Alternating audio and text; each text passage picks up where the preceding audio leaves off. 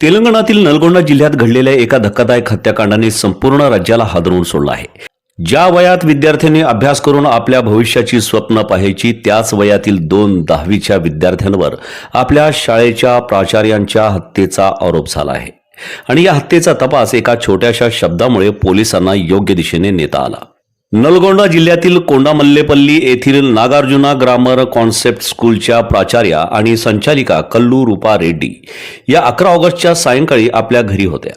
त्यांचे पती हैदराबादला गेले होते. दरम्यान रूपा रेड्डी यांच्याशी फोनवर संपर्क होत नसल्याने कुटुंबियांना संशय आला. त्यानंतर शेजाऱ्यांच्या मदतीने घराची पाहणी केली असता त्या मृतावस्थेत आढळल्या. पोलिसांच्या तपासानुसार त्यांच्या शरीरावर तब्बल 27 जखमा आढळल्या. सुरुवातीला या हत्येमागे नेमकं कारण काय, आरोपी कोण आणि घरात प्रवेश कसा झाला याचा पोलिसांसमोर मोठा प्रश्न होता. पोलिसांनी सीसीटीव्ही फुटेज, घटनास्थळावरील पुरावे, फोन आणि तांत्रिक माहितीच्या आधारे तपास सुरू केला. या तपासासाठी 5 पथकं तयार करण्यात आली आणि अनेक लोकांची चौकशी करण्यात आली. मात्र तपासाला खरी दिशा मिळाली ती एका शब्दामुळे.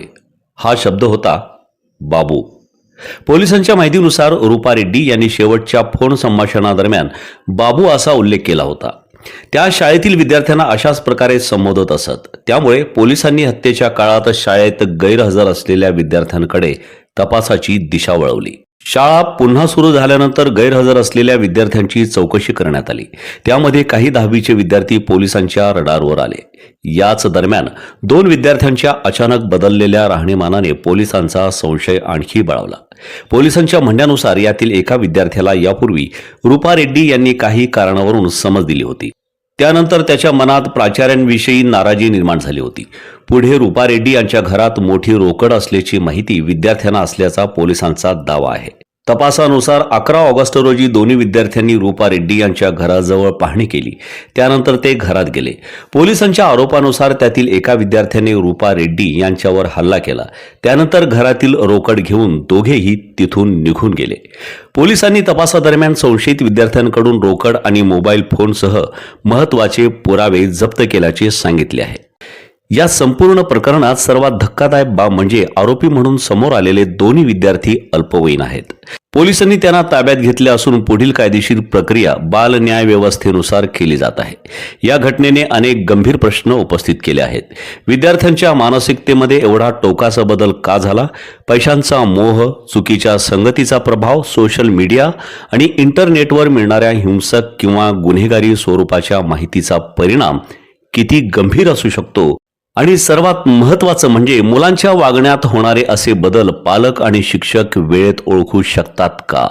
तेलंगणातील या हत्याकांडाचा तपास अजूनही सुरू आहे. पोलिसांनी मांडलेली माहिती ही तपासातील आरोप आहेत आणि अंतिम सत्य न्यायालयीन प्रक्रियेत स्पष्ट होणार आहे.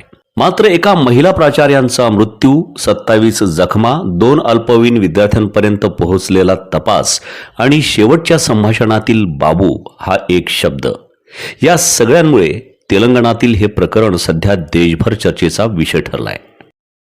सोलापूरकरांनो, आनंद, उत्साह आणि धमाल घेऊन आली आहे मनोरंजन नगरी. लहान मुलांसाठी खास ऑफर.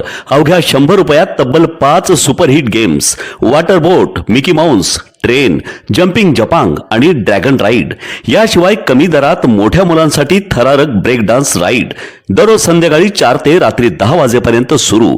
मग वाट कसली पाहताय? आजच या आणि धमाल मनोरंजनाचा मनसोक्त आनंद घ्या. मनोरंजन नगरी, होम मैदान, पासपोर्ट कार्यालयासमोर, सोलापूर. संपर्क 9096521330.